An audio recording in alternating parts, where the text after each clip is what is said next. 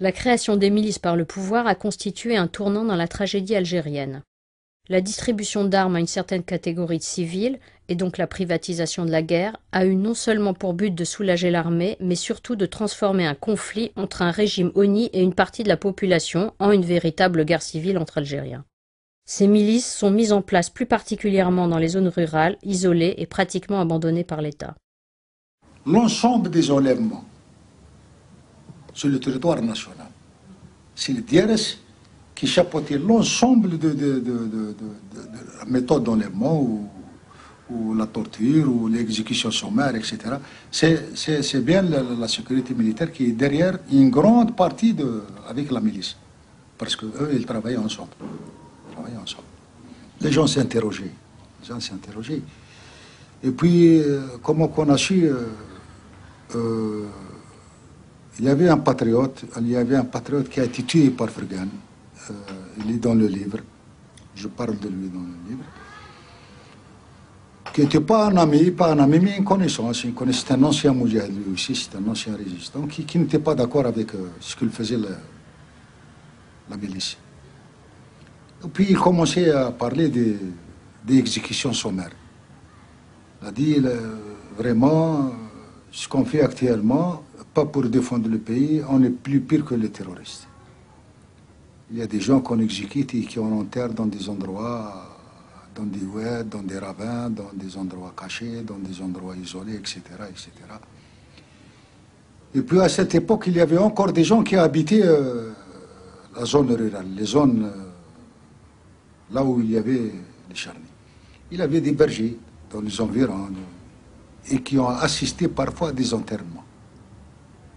Ils ont vu des gens qui venaient avec des véhicules civils, enterrer d'autres personnes, avec du matériel qui appartenait à la commune, parce qu'on utilisait des pelles des fois pour creuser les charniers, et ils ont commencé à parler.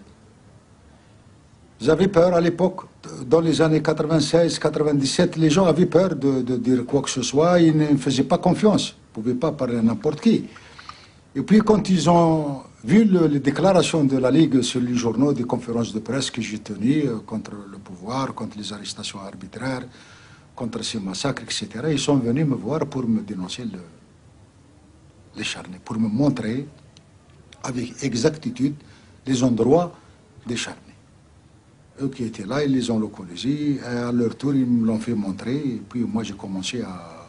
J'ai fait des déclarations en ce qui concerne ces charniers depuis 1998, ça a commencé. Et j'ai été poursuivi à plusieurs reprises pour diffamation et dénonciation de crimes imaginaires, etc., par le pouvoir. Pour appuyer mes déclarations, pour montrer au pouvoir et à l'opinion nationale et internationale que ces charniers existent, là j'ai commencé les exhumations des charniers, en 1999. 14 charniers du côté de l'Hmadna, là où j'étais arrêté, les ossements ont été déplacés, disparus, et puis le matériel avec qui j'ai pris des photos il a été confisqué à ce jour. Une caméra et un appareil photo. J'étais sous surveillance, je ne pouvais plus bouger à l'époque, où j'ai été mis sous contrôle judiciaire, et je ne pouvais pas travailler. J'ai gardé ça pour moi jusqu'en 2003. En 2003, j'ai exhumé un charnier, mais cette fois j'ai pris mes précautions. J'ai pris un appareil photo avec moi, une caméra, et puis j'ai photographié et filmé le charnier. Moi j'étais convaincu que l'ensemble des disparus en lui ont été exécutés.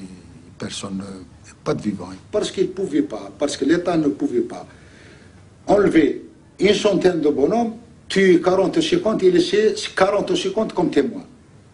Donc il fallait faire disparaître l'ensemble des disparus, ceux qui ont été enlevés arbitrairement, illégalement, dans noctures, etc.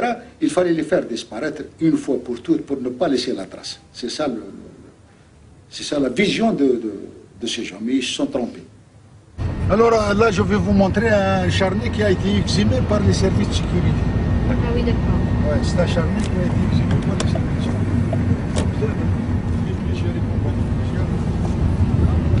Les services de sécurité, ils étaient tout à fait indépendants. et libre de faire ce qu'ils voulaient. Et ils ont choisi cet endroit, comme tu vois, ils ont tracé des pistes comme ça, c'était uniquement pour décharner, pour des déplacements décharnés.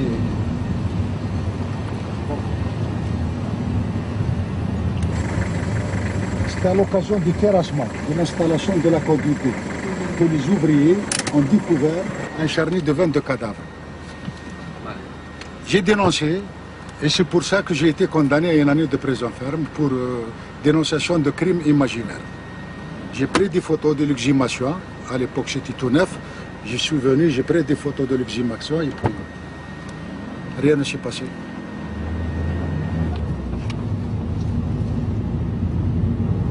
Là, l'ensemble, 90% des disparus de Lisane sont enterrés dans ces endroits. Il y a des charniers dans ces endroits qui étaient à l'époque zone interdite à la circulation et personne ne circulait de ce côté-là. Et qu'il avait toute une liberté, les militaires ou la milice, pour enterrer, faire de cette zone une zone de malheur. Une zone de malheur. Alors pourquoi on parle? On dit qu'ils connaissent parfaitement les endroits pour mettre un terme à ce problème disparu, qui nous aide à localiser d'autres charniers qu'on ne connaît pas, exhumer les victimes, identifier les victimes et les remettre à la famille pour faire un deuil. C'est ce que demandent les familles, c'est tout.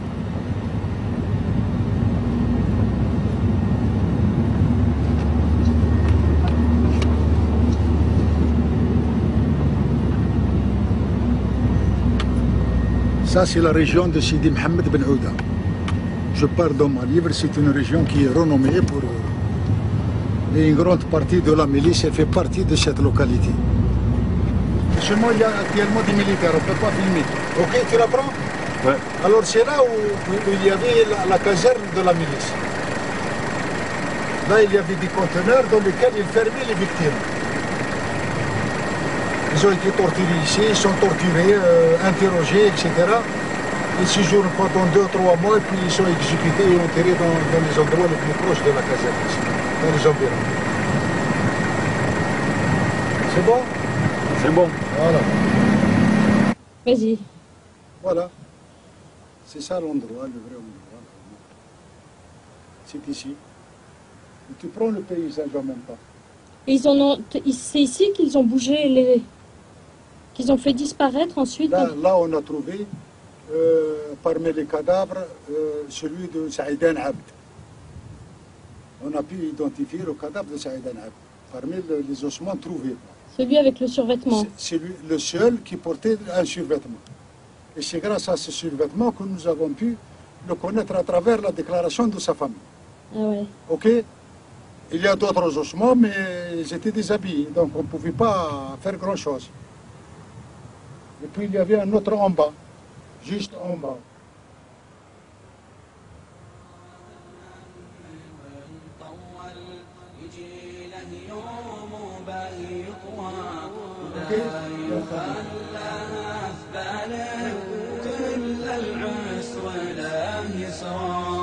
إذا بالطاوع الدنيا تراكبنا راها تصلى نصيحة ابتعد عنها وعن أزماتها الكبرى إذا بالطاوع الدنيا تراكبنا راها تصلى نصيحة ابتعد عنها وعن أزماتها الكبرى وعن أزماتها الكبرى صعيبة حالة الدنيا تبي صبر وتبي تقوى تراقب ربك المعبود وفي درب النبي المسرى لا تقدر تعيش بخير وتنسى الحزن والبلوى في ظل الدين نتعاون ونقهر دنيا قشرى